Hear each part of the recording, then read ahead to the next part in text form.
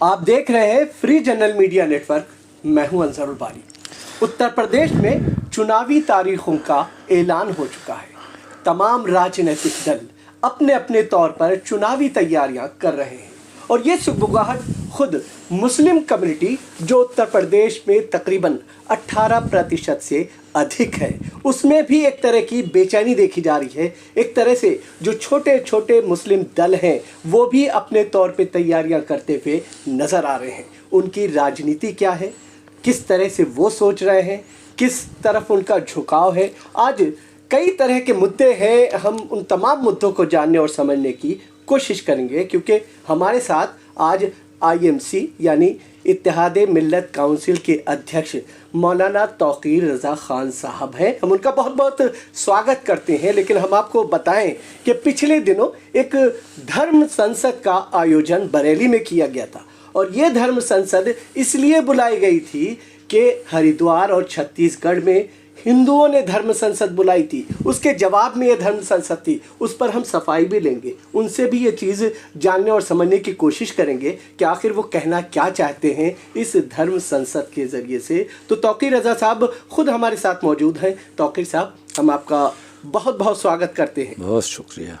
तौकीर साहब, सबसे पहले हम उत्तर प्रदेश विधानसभा चुनाव से अगर हम चलें, क्योंकि चाहे धर्म संसद का इशू हो या फिर मुसलमान जिस तरह से छोटे छोटे दल चुनावी तैयारियां करते हुए नज़र आ रहे हैं, सबका मुद्दा एक है, यानी चुनाव को लेकर के चीज़ों को मैनेज करना। आपसे अगर हम इस चीज़ को समझना चाहें, उत्तर प्रदेश को लेकर के क्या कुछ चल रहा है, किस तरह की गहमा गहमी है? देखिए, चुनाव की हमारी पूरी तैयारी मुकम्मल है और पिछली बार हमने हालात को देखकर फैसला किया था कि इस बार कुर्बानी दी जाएगी। हमारे लड़ने से अगर फ़िरका परस्त ताकतों को कहीं फ़ायदा पहुंचता है तो हमें नहीं लड़ना चाहिए और हमने चुनाव नहीं लड़ा। इस बार हमने मजबूत तैयारी की है। बरेली और मुरादाबाद मंडल की कुछ सीटें टारगेट की हैं, तो तैयारी मुकम्मल है और इंशाल्लाह बेहतर से बेहतर नतीजा दिया जाएगा। और मैंने तमाम पार्टियों से भी बात की है। तो आप ये चुनाव अपने दम पर लड़ेंगे? मैं वही वजाहत कर रहा हूँ, अपने दम पे ही चुनाव लड़ेंगे क्योंकि किसी के साथ अलायंस होने के इम्कानात बहुत कम हैं और सबको अपने अपने दम पर लड़ना चाहिए। भारतीय जनता पार्टी के खिलाफ सबको अपने दम पे चुनाव लड़ना चाहिए और जब सरकार बनाने का वक्त हो तब हमें मुत्तहिद होना चाहिए और बीजेपी की सरकार के खिलाफ हमें सरकार बनानी चाहिए। ये हमारा मिजाज होना चाहिए, ये मिशन होना चाहिए। लेकिन इस वक्त जो चुनाव का ऐलान हुआ है, मैं ये समझता हूँ कि अगरचे हमारे जो रज़ाकार हैं, पार्टी के कार्यकर्ता हैं, बहुत जोश में हैं, बहुत उत्साह में हैं और चाहते हैं कि हमने जो 5 साल लगातार मेहनत की है, अपना कैडर बनाया है, और तो ये उसका समरा मिलने का वक्त आ गया है। लेकिन मुझे ऐसा महसूस होता है कि ये चुनाव का सही वक्त नहीं है क्योंकि इस वक्त हमारे मुल्क में कोरोना जैसी वबा फैली हुई है और ये रोज़ बरोज़ बढ़ती चली जा रही है। और मैं ये देख रहा हूँ कि तकरीबन 2 लाख के आसपास रोज़ाना केसेस आ रहे हैं और WHO की जो अगर माने तो उन्होंने कहा है कि पीक पर होगा फरवरी में कोरोना। और पीक का मतलब यह है कि उन्होंने कहा है कि कम से कम 15 लाख मरीज़ रोज़ाना कोरोना के आएंगे। तो 15 लाख यौमिया मरीज़ जब आएंगे, ऐसे वक्त में जब चुनाव हो रहा होगा, तो मैं ये समझता हूँ कि मुल्क में त्राही मची हुई होगी, लोग डॉक्टर चिल्ला रहे होंगे। तो उस वक्त मैं समझता हूँ कि चुनाव, या तो चुनाव आयोग ने जल्दबाजी में ये फैसला किया है या कोई मुनज़्ज़म गहरी साजिश है इसके पीछे, और चुनाव आयोग ने सरकार के या किसी और दबाव में आकर ये फैसला लिया है। चुनाव आयोग को इस वक्त अपने इस फैसले पर नज़र-ए-सानी करनी चाहिए और कम से कम चुनाव में जो एनर्जी बर्बाद करनी है, बाकी कामों में जो कुछ भी एनर्जी बर्बाद करनी है, पार्टियों ने जो कुछ भी कार्रवाई करनी है।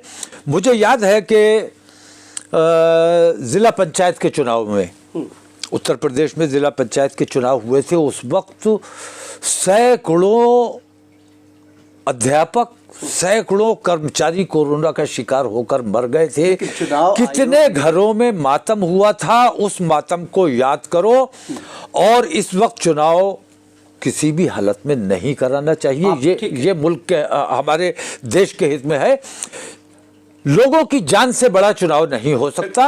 चुनाव आयोग को अपने फैसले पे नजरसानी करनी चाहिए। आप चुनाव आयोग से ये उम्मीद कर रहे हैं कि चुनाव आयोग अपने फैसले पर नजरसानी करे, लेकिन चुनाव आयोग ने अपनी जब प्रेस कॉन्फ्रेंस की, तारीखों का ऐलान किया चुनाव को लेकर के, उसमें उसने बताया कि इस बार जो रैलियां होनी हैं वो उस तरह से नहीं हो रही हैं, नुक्कड़ नाटक या नुक्कड़ जो सभाएं होने वाली, तमाम की तमाम मकसद वही है कि सारी पाबंदियां लगा दो। हाँ। और सरकार अपना खुला खेल खेल सके।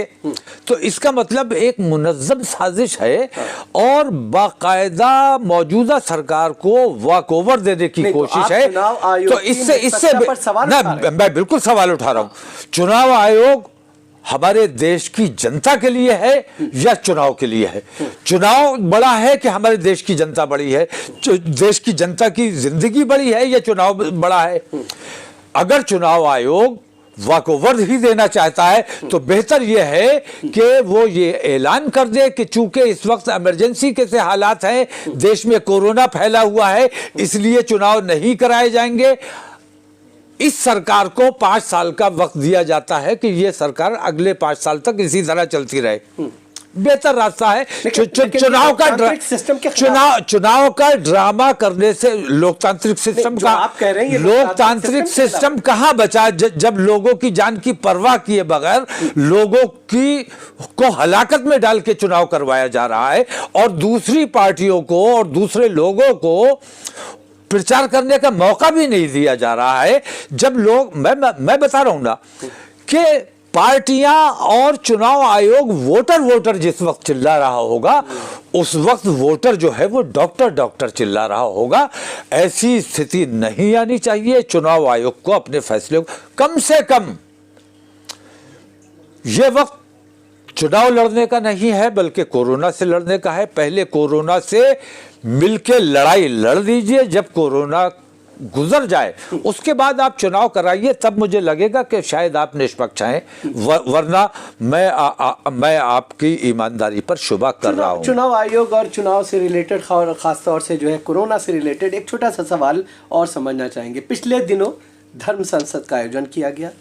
आपने कहा कि हमने तमाम तरह की तदाबीर कर रखी थी और वहाँ पर जो है मास्क, सैनिटाइज़र का तमाम बंदोबस्त किया था। बावजूद इसके आपके तमाम धर्म संसद में जितने भी लोग आए थे, ज़्यादातर लोगों के चेहरों पर मास्क नहीं लगा हुआ था। आप एक तरफ चुनाव आयोग से अपील कर रहे हैं, देखिए पहले मैं एक वजाहत कर दूं जी। दूसरे लोगों ने मेरी बात को काट के दिखाया जी, गलत प्रचार किया। एक तो ये वजाहत मैं कर दूं कि मैंने जो इस्लामिया इंटर कॉलेज में लोगों को जो बुलाया था, धर्म संसद नहीं की थी। धर्म संसद पहले हो चुकी थी, बल्कि ये बैठक 3 बार हुई। बिल्कुल। धर्म संसद वो थी जो तमाम उलमा जमा हुए, मैं भी उसमें शामिल था। तमाम उलमा जमा हुए, जामा मस्जिद में मीटिंग हुई। तो ये 3 मीटिंगें हुई और तीसरी मीटिंग में, फाइनल मीटिंग में ये तय हुआ कि अपने मुल्क को अगर फितना व फसाद से बचाना है तो अपने नौजवानों को कुर्बानी देनी चाहिए। और तब मैंने ऐलान किया था कि 20 लाख हम बैक वक्त नहीं दे सकते। हम ये बात इसलिए भी आपसे समझना चाहते हैं क्योंकि आप अक्सर मुसलमानों के मुद्दों को उठाते रहे हैं। आपका संगठन हमेशा इस चीज़ को लेकर के आगे रहा है, तो ज़रूरी है कि हम आपसे इस चीज़ को जानें। नहीं, क्या जानना चाहते हैं? बिल्कुल, कि जिस तरीके मैंने कहा उन्होंने ऐलान किया कि 20 लाख मुसलमानों का कत्ल किया जाएगा। हमारी धर्म संसद में तय हो गया और ये बात वाज़ेह हो गई कि धर्म संसद का जवाब दिया जाना ज़रूरी है, लेकिन जवाब ऐसा होना चाहिए जिससे मुल्क का नुकसान ना हो। तो मैंने अपने 20,000 नौजवान, और मैंने ये ऐलान किया था कि हम बैक वक्त 20 लाख जमा करना मुहाल है। कोरोना का पीरियड चल रहा है, 20 लाख जमा करने में वक्त भी लगेगा और इसमें कोरोना फैलने का भी अंदेशा है। तो 20,000 हम जमा करेंगे, आप आइए, अपनी पुलिस को ले आइए या अपने गुंडों को ले आइए, हमें मरवा दीजिए। अपने मुल्क में अमनो अमान बनाए रखने के लिए अगर हमारे खून की ज़रूरत है तो हम अपना खून देने को तैयार हैं। तो हमें मारने कोई नहीं आया। और तो कोरोना की वजह से मैंने 20 लाख नहीं बुलाए, बल्कि मैंने ये कहा कि मैं 20,000 बुलाऊंगा और हर जुमे को 20,000 बुलाऊंगा और अपने 20,000 नौजवान अपने देश के एकता पे कुर्बान होने के लिए पेश किए जाएंगे। और अगर ये चुनाव आचार संहिता ना लगी होती तो अगला जुमा मैं कानपुर करने वाला था, उसके बाद मुजफ्फरनगर और दूसरी जगहों पे करने वाला था। आचार संहिता लग गई है, इस वजह से मैंने अभी इस प्रोग्राम को मुलतवी कर दी। कैंसिल नहीं किया, मुलतवी किया है। और मेरा ये प्रोग्राम जारी रहेगा जब तक वो आतंकवादी जिन्होंने इतने घोर अपराध किया है, जब तक वो जेल में नहीं जाएंगे मेरा ये कार्यक्रम चलता रहेगा, चुनाव के बाद भी चलता रहेगा। तो फिलहाल मेरी कोशिश ये है। अच्छा, आप मानते हैं हरिद्वार या छत्तीसगढ़ में या फिर ये जो कहा गया कि देश के अलग अलग राज्यों में हिंदुओं की तरफ से कि ये धर्म संसद आयोजित की जाएगी आने वाले दिनों में, हालांकि मेरा अपना मानना ये है कि वो धर्म संसद नहीं अधर्म संसद है, चूंकि वहां पर अधर्म बातें हो रही थी, चूंकि जो संविधान के खिलाफ हो। आप इसे कैसे देखते हैं? संविधान के खिलाफ अगर कुछ हो रहा होता तो कम से कम हुकूमत ने कुछ तो एक्शन लिया होता। संविधान वो लोग जो बोलते हैं वही तो संविधान है। हम संविधान के दायरे में रहकर भी कुछ कहते हैं तो हम अपराधी हैं। तो संविधान के खिलाफ देखिए, मैं हिंदू समाज को भी मैं ये एहसास कराना चाहता हूँ, याद दिलाना चाहता हूँ कि जो भगवा पहने हुए है हर एक जो है वो साधु नहीं होता है। बहुत से राक्षस भी साधु का लिबास पहनकर बहकाने के लिए आ जाते हैं। हिंदू समाज को याद होगा, नहीं ये हमने हरिद्वार के हिंदू समाज को याद होगा, नहीं ठीक है, मैं वही बता रहा हूँ कि हिंदू समाज को याद होगा कि रावण साधु का भेष बना के सीता जी का अपहरण करने आया था और ये लोग साधु का भेष बना के हमारे देश की एकता, अखंडता और हमारे देश की शांति का अपहरण करने के लिए आए हैं। इन राक्षसों को जो साधु का भेष बना के आए हैं, इन्हें पहचानना और इन्हें इनके कैफरे किरदार तक पहुंचाना ये हिंदू समाज की जिम्मेदारी है। हम अगर कुछ कहते हैं तो बात का बतंगड़ बनाने वाले बैठे हुए हैं। अडानी और अंबानी के चैनल हमारे खिलाफ जहर उगलना शुरू कर देंगे। इसलिए मैं ये चाहता हूं कि हमारे देश के अडानी अंबानी से मैं अपने देश के अमन और अमान के लिए डरता हूं। मैं फसाद होने से डरता हूं। मैं चाहता हूं कि हमारे देश के जो सूझबूझ वाले हिंदू हैं, जो अच्छे को अच्छा और बुरे को बुरा जानते हैं, ऐसे हिंदुओं को आगे आना चाहिए और इन अधर्मी साधुओं के लिए जो रावण के पैरोकार हैं, इन रावण के पैरोकारों के खिलाफ राम बन के आपको इनके खिलाफ युद्ध करना चाहिए और इनके कैफरे किरदार तक पहुंचाना चाहिए। सरकार ये कहती है कि हमारी सत्ता के बीच में जब से हम सत्ता में आए हैं तब से कोई दंगा फसाद नहीं हुआ।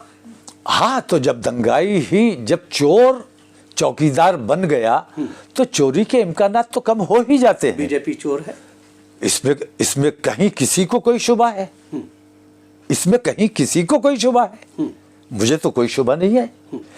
जिन्होंने मुल्क बेच डाला, जिन्होंने हमारे सब कुछ प्राइवेटाइज कर दिया, ये वो लोग हैं जो गरीबों का आरक्षण छीन लेना चाहते हैं, मुसलमानों को उनका हक नहीं देना चाहते, ये अगर चोर नहीं है तो क्या है, बेईमान नहीं है तो क्या है। और इनकी मनहूसियत की वजह से आज पूरा हिंदुस्तान तकलीफ में, परेशानी में, भूखमरी में, बीमारियों में। इन बीमारियों, तकलीफ़ों, परेशानियों से अगर निजात हासिल करनी है तो मुसलमानों से ज़्यादा बड़ी हिंदुओं की जिम्मेदारी है कि इन अधर्मियों से, इन मनहूसों से अपने देश को निजात दिलाने की कोशिश करें। अच्छा, एक सवाल आपसे, चूँकि मुसलमानों की राजनीति को हम जानना ज़रूरी समझते हैं और जाहिर है कि 18% से अधिक मुसलमान उत्तर प्रदेश में हैं। तमाम जो राजनीतिक दल हैं, जो सो कॉल्ड अपने आप को सेकुलर कहते हैं, वो भी मुसलमानों का नाम नहीं ले रहे हैं। खुद सत्ता पक्ष भारतीय जनता पार्टी वो मुसलमानों से दूरी रखती है क्योंकि उसको लगता है मुसलमान उसकी तरफ नहीं, ये बात सच्ची है। आरएसएस ने इतनी गहरी साजिश रची है, उस साजिश का शिकार ये सेकुलरिस्ट जितने हैं ये भी उस गहरी साजिश का शिकार हो गए हैं। और मुसलमानों से पहलुती ही मुसलमानों से दामन बचा के चलना। कांग्रेस वालों को भी मैं देखता हूँ कि वो भी मुसलमानों के साथ थोड़ा सा दूरी बना के चल। भाई क्या बात है कि मुसलमानों के साथ नजर आएंगे तो हमारा हिंदू नाराज हो जाएगा। मैंने कहा भाई तेरे पास कौन सा हिंदू है जो नाराज हो जाएगा? हिंदू और मुसलमान मुत्तहिद होकर जब साथ खड़े होंगे, साथ चलेंगे, तभी इस देश का भला होगा। और हिंदू मुसलमान आमने सामने होंगे तो देश तबाह होगा। और हम अपने देश से प्यार करते हैं, किसी भी हालत में हम देश की तबाही के बारे में नहीं सोच सकते। जो लोग दंगे और फसाद की राजनीति करते हैं, हम उनसे सख्त नाराज़ हैं, सख्त नाला हैं और हमारा उनसे किसी किस्म का कोई ताल्लुक़ नहीं है। ऐसे लोगों का ठिकाना जेल होना चाहिए और इंशाअल्लाह उनको जेल तक पहुँचाना ये इत्तेहाद मिल्लत का काम है और ये इंशाल्लाह करते रहेंगे। अच्छा, मुसलमान नेताओं ने क्या अपनी जिम्मेदारियां निभाई जो इस स्थिति में है? नहीं, जिसने जितना किया, जो जितना कर सकता है, जिसका जितनी समझ में आता है। हालात इस किस्म के हैं कि मुहतात अक़दामात होने चाहिए और उन्हीं एहतियातों के साथ मैंने अपनी भीड़ जमा की, लेकिन अमन व अमान के साथ आई, खामोशी के साथ आई। उसने शोरगुल नहीं किया, नारे नहीं लगाए, अपने मुल्क की एकता बनी रहे इस बात का ख्याल रखा और ऐलान किया हाथ उठाकर कि हम अपने मुल्क के लिए अपनी जान देने आए हैं, अपने मुल्क की एकता के लिए, अपने मुल्क की शांति के लिए जान देने आए हैं। ये वो जवाब है। जैसे हम तो भाई अपने देश से प्यार करते हैं, ये वो लोग हैं जो गोडसे को पसंद करते हैं। हम वो हैं जो गांधी ने हमारे देश को आज़ाद कराया। हमारे उलमा ने 1857 में हर पेड़ पे उलमा की लाश लटकी हुई थी। हमने कितना संघर्ष किया है अपने देश को आज़ाद कराने के लिए, कितनी जद्दोजहद की। अल्लामा फजल हक खैराबादी ने सबसे पहला अंग्रेज़ों के ख़िलाफ़ जिहाद का फतवा अल्लामा फजल हक खैराबादी ने जारी किया। तो हमने अपने मुल्क को आज़ाद कराने में अपनी पूरी भूमिका निभाई है। और हम जब गांधी जी के साथ अपने देश को आज़ाद कराने की लड़ाई लड़ रहे थे, तब यही लोग जो आज हमारे देश की सत्ता पर काबिज हैं, ये अंग्रेज़ों के तलुए चाटने का काम कर रहे थे। ये देश प्रेमी न तब थे न आज हैं, ये देश को नुकसान पहुँचा रहे। हिंदू समाज को आज देखना होगा कि क्या वाकई ये देश के किसी कुछ भला कर रहे हैं या देश को नुकसान पहुंचा रहे हैं। आज हिंदुस्तान जैसा बड़ा मुल्क, उसके पास अपनी एयरलाइन नहीं है। इससे बड़ा दुर्भाग्य क्या हो सकता है? बांग्लादेश जैसे छोटे, जो हमारे बांग्लादेश हमारे हिंदुस्तान का पोता है, उस छोटा बच्चा है, उसके पास अपनी एयरलाइन है। लेकिन भारत जो दादा है उसके पास अपनी एयरलाइन नहीं है, इन बेईमानों ने अपनी एयरलाइन तक बेच डाली। तो ये देश को कहाँ ले जाना चाहते हैं, कितना जलील करवाना चाहते हैं। अगर हिंदुओं को अभी और कुछ देखना है तो वो देखें, हमारा ये देख देख के दिल जलता है, इसीलिए हम आप लोगों के दरमियान आए हैं। सवाल बहुत हो गए, अब छोड़ दीजिए। एक आखिरी सवाल ये कि चूंकि अब चुनाव आ गया है, 18% मुसलमान हैं, आप क्या कहना चाहेंगे कि जिससे जो है देश भी मजबूत हो, सेकुलरिज्म भी मजबूत हो और लोकतंत्र को बहाल करने में मुसलमान जैसे पहले अपना किरदार अदा करता रहा है। मुझे ऐसा महसूस होता है कि तमाम पार्टियों को मुत्तहिद होकर भारतीय जनता पार्टी के लिए खिलाफ चुनाव लड़ना चाहिए, लेकिन ये मुमकिन नज़र नहीं आता है। इसलिए हमारी भी बार बार मीटिंग हो रही है और तमाम पार्टियों से भी बात चल रही है।